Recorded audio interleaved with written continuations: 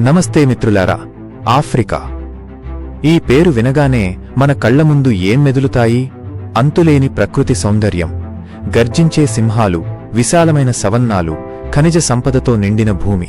కాని అదే సమయంలో మన మనసులో మెదిలే మరో చిత్రం పేదరికం, ఆకలి, అంతర్యుద్ధాలు. ప్రపంచంలో రెండవ అతిపెద్ద ఖండమిది. 54 దేశాల సమాహారం. బంగారం, వజ్రాలు, ప్లాటినం వంటి విలువైన ఖనిజాలు ఇక్కడ పుష్కలంగా ఉన్నాయి.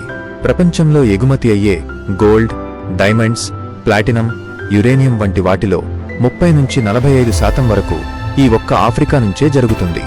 ఇన్ని సంపదలు ఉన్నప్పటికీ ఇది చాలా వెనుకబడిన ఖండం. ప్రపంచంలో అత్యంత పేద ప్రజలు నివసిస్తున్నది కూడా ఇక్కడే. ప్రపంచంలోని కుబేరులందరూ కలిసినా ఇక్కడ ఉన్న ఆకలిని అంతం చేయలేరు. ఉదాహరణకు 2024లో నమీబియా ప్రభుత్వం ఆకలితో అలమటిస్తున్న ప్రజలను చూసి అడవిలోని ఏనుగులు, జిరాఫీలు వంటి 700 వన్యప్రాణులను చంపి వాటి మాంసాన్ని ప్రజలకు ఆహారంగా పంచమని ఆదేశించింది. ఎందుకిలా? ఇంతటి సహజ సంపద ఉన్న ఖండం ఎందుకు పేదరికంలో మగ్గుతోంది? దీనికి కారణం ఎవరు? వలస పాలకులా, అక్కడి నాయకులా, లేక అంతర్జాతీయ శక్తులా? ఈ క్లిష్టమైన ప్రశ్నకు సమాధానం వెతికే ప్రయత్నం చేద్దాం. ఆఫ్రికా పేదరికం వెనుక ఉన్న చారిత్రక, రాజకీయ, ఆర్థిక, సామాజిక కారణాలను లోతుగా పరిశీలిద్దాం. ఇది కేవలం ఒకరిద్దరి తప్పు కాదు, అనేక దశాబ్దాలుగా కొనసాగుతున్న ఒక సంక్లిష్టమైన సమస్య. పదండి ఈ ప్రయాణాన్ని మొదలు పెడదాం. వలస పాలన ఆఫ్రికా గాయాలకు మూలం. ఆఫ్రికా కథను అర్థం చేసుకోవాలంటే మనం కొన్ని శతాబ్దాలు వెనక్కి వెళ్ళాలి. 19వ శతాబ్దం చివరిలో యూరోపియన్ దేశాల మధ్య స్క్రాంబుల్ ఫర్ ఆఫ్రికా కోసం పోటీ మొదలైంది. కేవలం 20 సంవత్సరాలలో ఆఫ్రికాలో 90% భూభాగాన్ని యూరోపియన్ శక్తులు ఆక్రమించుకున్నాయి. వారి ప్రధాన ఉద్దేశ్యం ఆఫ్రికా ప్రజల అభివృద్ధి కాదు, అక్కడి సహజ వనరులను కొల్లగొట్టడం. యూరోపియన్లు బంగారం, వజ్రాలు, రబ్బరు, కలప వంటి విలువైన సంపదను ఓడల ద్వారా వారి దేశాలకు తరలించారు.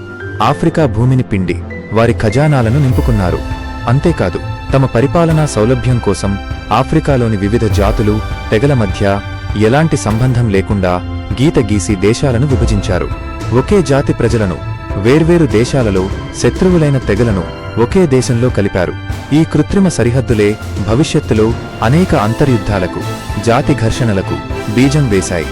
వ్యవసాయం విషయంలో కూడా వారిది స్వార్థపూరిత ధోరణి. ఆఫ్రికా ప్రజల ఆహార అవసరాలను పట్టించుకోకుండా వారికి లాభాలు తెచ్చిపెట్టే పత్తి, కాఫీ, కోకో వంటి వాణిజ్య పంటలను పండించమని బలవంతం చేశారు. దీనివల్ల స్వాతంత్ర్యం వచ్చిన తర్వాత కూడా అనేక దేశాలు ఆహార ధాన్యాల కోసం ఇతర దేశాలపై ఆధారపడాల్సిన పరిస్థితి ఏర్పడింది. వలసవాదం పెట్టిన ఈ గాయాలు ఆఫ్రికాను నేటికీ వెంటాడుతూనే ఉన్నాయి. స్వాతంత్ర్యం తర్వాత సవాళ్లు 1960ల నాటికి చాలా ఆఫ్రికా దేశాలు స్వాతంత్ర్యం సాధించాయి. కాని ఆ స్వేచ్ఛ వారికి శాంతిని, అభివృద్ధిని ఇవ్వలేకపోయింది. వలస పాలకులు వదిలివెళ్లిన రాజకీయ శూన్యత, జాతి వైషమ్యాలు అనేక దేశాలను అస్థిరతలోకి నెట్టాయి. స్వాతంత్ర్యం వచ్చిన కొన్ని సంవత్సరాలకే అనేక దేశాలలో సైనిక తిరుగుబాట్లు, అంతర్యుద్ధాలు మొదలయ్యాయి.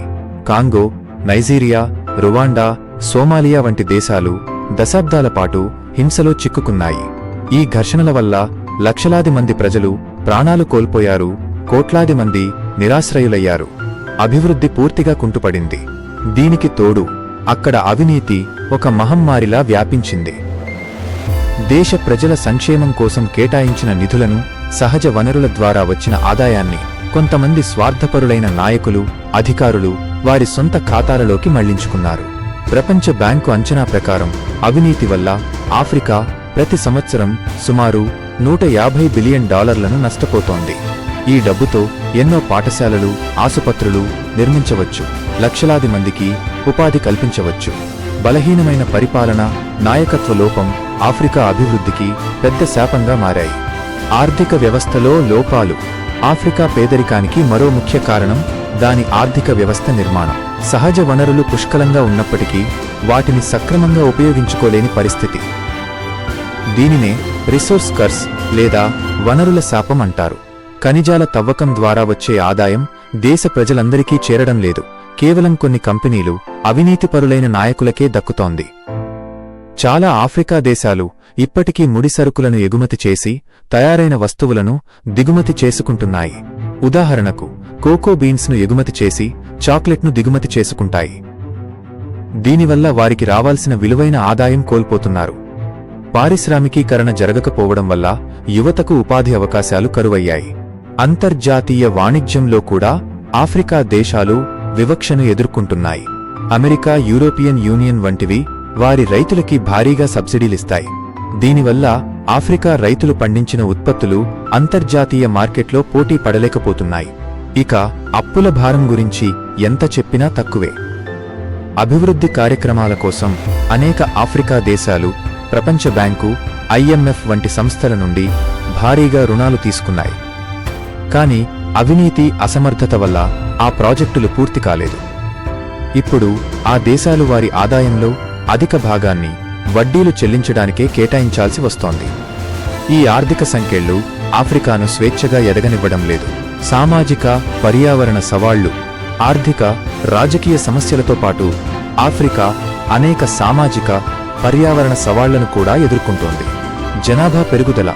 ఆఫ్రికాలో జనాభా ప్రపంచంలోనే అత్యంత వేగంగా పెరుగుతోంది. ఇది ఆహారం, నీరు, విద్య, వైద్యం వంటి పరిమిత వనరులపై తీవ్రమైన ఒత్తిడిని పెంచుతోంది. వ్యాధులు. HIV, ఎయిడ్స్, మలేరియా, టీబీ వంటి వ్యాధులు లక్షలాది మందిని బలిగొన్నాయి. ఒక తరం మొత్తం ఈ వ్యాధుల బారిన పడటం వల్ల దేశాల ఉత్పాదకత, శ్రామిక శక్తి తీవ్రంగా దెబ్బతిన్నాయి. వాతావరణ మార్పు. ప్రపంచంలో అతి తక్కువ కర్బన ఉద్గారాలను విడుదల చేస్తున్నప్పటికీ వాతావరణ మార్పుల యొక్క తీవ్రమైన పరిణామాలను అనుభవిస్తున్నది ఆఫ్రికానే. తరచుగా వచ్చే కరువులు, వరదలు, ఎడారీకరణ వ్యవసాయాన్ని నాశనం చేస్తున్నాయి, ఆహార అభద్రతను పెంచుతున్నాయి. విద్య మరియు వైద్యం. నాణ్యమైన విద్య, వైద్య సదుపాయాల కొరత మానవ వనరుల అభివృద్ధికి పెద్ద ఆటంకంగా ఉంది. అక్షరాస్యత రేటు తక్కువగా ఉండటం, నైపుణ్యం కలిగిన కార్మికులు లేకపోవడం దేశాల అభివృద్ధిని వెనక్కి లాగుతున్నాయి. ఒక కొత్త ఆశ, కొత్త ఉదయం. ఇన్ని సమస్యలు చూశాక ఆఫ్రికాకు భవిష్యత్తు లేదా అని నిరాశ చెందవచ్చు. కానీ అది నిజం కాదు. ఆఫ్రికా కథలో ఇది ఒక భాగం మాత్రమే. ఆఫ్రికాలో మార్పు వస్తోంది.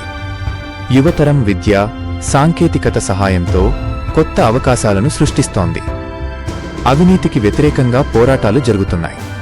ప్రజాస్వామ్యం బలపడుతోంది. అనేక దేశాలలో ఆర్థిక వ్యవస్థలు నెమ్మదిగా పుంజుకుంటున్నాయి. ఆఫ్రికా పేదరికానికి బాధ్యులు కేవలం వలస పాలకులు లేదా అక్కడి నాయకులు మాత్రమే కాదు. ఈ సమస్యలో అంతర్జాతీయ సమాజం పాత్ర కూడా ఉంది. ఇప్పుడు కావాల్సింది నిందలు వేయడం కాదు, పరిష్కారాలు వెతకడం.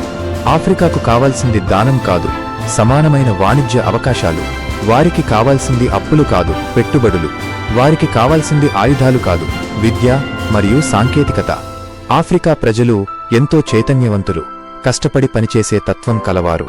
సరైన అవకాశాలు, మద్దతు లభిస్తే ఈ సంపన్న ఖండాన్ని సంపన్న ప్రజలున్న ఖండంగా మార్చగల సత్తా వారికి ఉంది. ఆఫ్రికా ఉదయిస్తోంది. ఈ కొత్త ఉదయాన్ని ప్రపంచం స్వాగతించాల్సిన అవసరముంది. మీ అభిప్రాయాలను కామెంట్స్లో పంచుకోండి. ఈ వీడియోను లైక్ చేసి షేర్ చేయండి.